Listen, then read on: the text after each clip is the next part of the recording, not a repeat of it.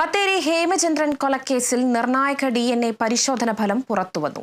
മൃതദേഹം ഹേമചന്ദ്രന്റെ തന്നെയെന്ന DNA പരിശോധനയിൽ വ്യക്തമായി. റിപ്പോർട്ട് ലഭിച്ചയുടൻ മൃതദേഹം ബന്ധുക്കൾക്ക് വിട്ടുനൽകും. ഇക്കഴിഞ്ഞ ജൂൺ 28-നാണ് കേരള തമിഴ്നാട് അതിർത്തിയിലുള്ള ചേരമ്പാടി വനമേഖലയിൽ നിന്നും കുഴിച്ചിട്ട നിലയിൽ ഹേമചന്ദ്രന്റെ മൃതദേഹം കണ്ടെത്തിയത്. മൃതദേഹം ഹേമചന്ദ്രന്റേത് തന്നെയെന്ന് സ്ഥിരീകരിക്കാനായി കണ്ണൂർ ഫോറൻസിക് സയൻസ് ലബോറട്ടറിയിൽ DNA പരിശോധന നടത്തുകയായിരുന്നു. അതിന്റെ ഫലമാണ് ഇപ്പോൾ പുറത്തു വന്നിരിക്കുന്നത്. ഹേമചന്ദ്രന്റെ മൃതദേഹം കണ്ടെടുത്ത് 2 മാസം തികയുന്നതിന് 2 ദിവസം മുൻപാണ് DNA പരിശോധനാ ഫലം പുറത്തുവരുന്നത്. ആദ്യം നടത്തിയ DNA പരിശോധനയിൽ മൃതദേഹം ഹേമചന്ദ്രന്റേതെന്ന് തെളിയിക്കുന്ന ഫലം ലഭിച്ചിരുന്നില്ല.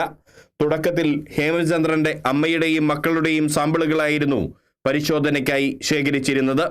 അതിനിടെ DNA പരിശോധനാ ഫലം വൈകുന്നതിനാൽ കുടുംബം മുഖ്യമന്ത്രിക്കും DGPക്കും പരാതി നൽകി. ഇതോടെ കുടുംബത്തിലെ ഒരു പുരുഷന്റെ കൂടി സാമ്പിൾ ശേഖരിച്ച് വീണ്ടും പരിശോധന നടത്തുകയായിരുന്നു. ആ പരിശോധനയിലാണ് മൃതദേഹം ഹേമചന്ദ്രന്റേത് തന്നെയാണെന്ന് സ്ഥിരീകരിച്ചത്. സാഹചര്യ തെളിവുകളുടെ അടിസ്ഥാനത്തിൽ കൊല്ലപ്പെട്ടത് ഹേമചന്ദ്രനാണെന്ന് വ്യക്തമായിരുന്നെങ്കിലും കേസിൽ ശാസ്ത്രീയമായി അത് തെളിയിക്കാൻ അന്വേഷണ സംഘം തീരുമാനിക്കുകയായിരുന്നു. ശരീരത്തിലേറ്റ മർദ്ദനമാണ് മരണത്തിലേക്ക് നയിച്ചതെന്ന് പോസ്റ്റ്മോർട്ടം റിപ്പോർട്ടിൽ വ്യക്തമാക്കിയിരുന്നു. കേസിൽ ഇതുവരെയായി 5 പ്രതികളെയാണ് അറസ്റ്റ് ചെയ്തിട്ടുള്ളത്. Kerala vision news, Kozhikode.